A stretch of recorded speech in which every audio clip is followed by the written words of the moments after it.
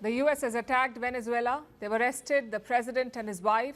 The pictures are quite dramatic. The reactions are stark. The world woke up today to a sentence that should never exist in peacetime. A sitting president has been seized in a foreign military operation.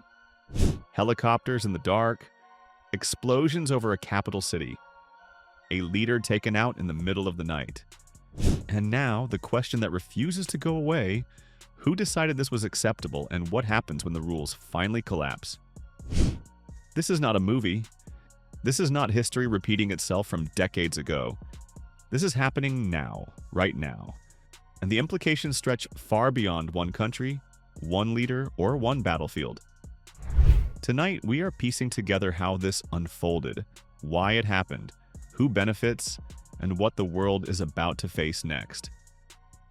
Because when a powerful nation decides it can capture another country's president by force, the message is simple and terrifying.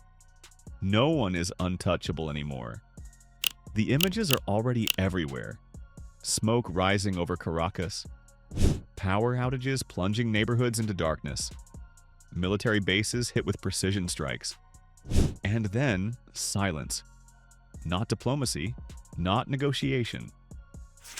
Silence, followed by a social media post that confirmed what many feared but few believed possible. The president of Venezuela, Nicolás Maduro, and his wife had been captured and flown out of the country. No trial, no international mandate, no UN resolution, just force. So why now? Why Venezuela? Why this president at this moment? And what does this say about a world that claims to believe in international law, sovereignty, and restraint, but seems increasingly comfortable abandoning all three? This is not just about Venezuela. This is about precedent, about power, about a world order that is quietly breaking under the weight of hypocrisy and impatience. And tonight, we are going to walk through every step of this story, from the explosions in the night to the calculations made in Washington, from the streets of Caracas to the global shockwaves now spreading across continents. I always say and believe we should all uphold international law. But I think at this stage, fast-moving situation, let's establish the facts and take it from there. Because this isn't the end of a crisis. This is the beginning of something far more dangerous. Donald Trump pulled the trigger. After months of escalation, quiet military buildup, and calculated pressure, the United States executed what can only be described as a smash-and-grab operation against a sovereign state. In the early hours before dawn, explosions were heard across Caracas. Residents described the sound of aircraft, the rattle of anti-air defenses, and sudden flashes lighting up the sky. Two major targets were struck almost immediately: La Carlota airbase and a key military installation near the presidential complex. Within minutes, parts of the city lost power. Videos posted online showed smoke pouring from military facilities, debris scattered across roads, and helicopters flying low over residential areas. Venezuelan air defenses, including Russian-made systems, were either disabled or caught completely off guard.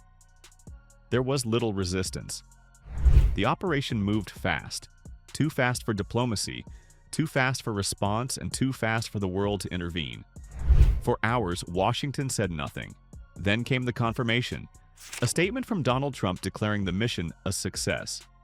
Nicolás Maduro, accused for years by the United States of drug trafficking and terrorism, had been captured along with his wife and removed from Venezuelan soil. The President of the United States framed it as law enforcement. Critics called it what it was: a unilateral act of war. According to U.S. officials, elite forces were deployed after intelligence pinpointed Maduro's location. The operation was executed with surgical speed. No prolonged engagement, no occupation. Just entry, extraction, and exit. The same playbook used in past high-value target missions, now applied to a head of state. Inside Venezuela, confusion turned to anger. Government officials condemned the attack as an invasion. Calls went out for citizens to remain calm, even as protests began forming in pockets of the capital. Ministers appeared on state television urging unity, demanding proof of life, and accusing Washington of kidnapping. Ms. Rodriguez calling the overnight operation by the United States an unprecedented military aggression that constitutes a terrible stain on bilateral relations.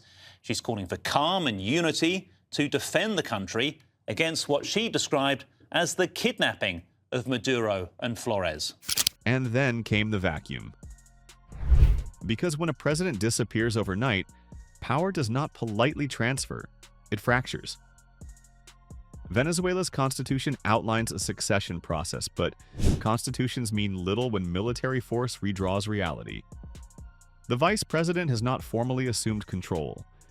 The defense minister has rejected foreign intervention and ordered full mobilization of armed forces. And the opposition, long divided, is suddenly sensing opportunity. But opportunity does not guarantee stability. The United States insists this was not an invasion. No troops remain on Venezuelan soil, no flag planted, no occupation declared. But history tells us something uncomfortable. Regime change rarely announces itself as such. It arrives disguised as justice, enforcement, or liberation, and it almost always leaves chaos behind. So why did this happen? The short answer is oil. The longer answer is influence. Venezuela holds the largest proven oil reserves on Earth, over 300 billion barrels. For years, sanctions locked American companies out while China, Russia, and Iran moved in. Caracas became a geopolitical outpost for U.S. rivals in what Washington still considers its strategic backyard, and that more than ideology is the red line. In recent months, Maduro reportedly made overtures to Washington, offers of energy access. Respetuosa, y el gobierno de Estados Unidos lo sabe. The U.S. government knows because we've told many of their spokespeople that if they want to seriously discuss an agreement to combat drug trafficking, we're ready. If they want oil, Venezuela is ready for U.S. investment. Deals that would push China out and bring American firms back in. But those offers came with one condition. Maduro would remain in power. That, it seems, was unacceptable. Meanwhile, opposition figures promised something more attractive: full privatization, foreign investment, and a political reset aligned with Western interests. The choice from Washington's perspective was clear. But removing a leader does not remove a system. Venezuela's institutions are still intact. Its military remains armed and organized. Its population is deeply divided. Some Venezuelans celebrated in exile, seeing Maduro's removal as long overdue. Others fear what comes next, because history has taught them that foreign intervention rarely delivers peace. The international response has been fractured and revealing. Russia and China condemned the operation as a violation of sovereignty. Iran called it an act of aggression. The continued inaction and paralysis of the Security Council in the face of the explicit threat and act of aggression by the United States. The European Union issued carefully worded statements urging restraint. Statements that rang hollow given the circumstances. Latin America itself is split. Some leaders welcomed the move. Others warned that it opens the door to lawlessness. Condemning the military aggression of January 3rd against targets on Venezuelan territory, in clear violation of Article 2 of the United Nations Charter. And this is where the story stops being about Venezuela alone. Because imagine this precedent applied elsewhere. Imagine if another major power captured a sitting president under the same justification. The outrage would be deafening. Sanctions would follow, emergency summits would be called. Yet here, the reaction is muted, cautious, and evasive. That is the cost of double standards. Donald Trump has repeatedly called himself a president of peace. He has spoken of ending wars, avoiding foreign entanglements, and unifying a fractured world. Yet in less than a year, U.S. forces have struck multiple countries across different regions. This operation in Venezuela is not an anomaly, it is a pattern. Peace through strength, in practice, has become peace through coercion. And coercion does not resolve underlying crises. It suppresses them temporarily until they return louder and deadlier. Now, Nicolás Maduro faces trial in the United States, charges that could put him behind bars for life. Venezuela faces a power struggle that could descend into instability.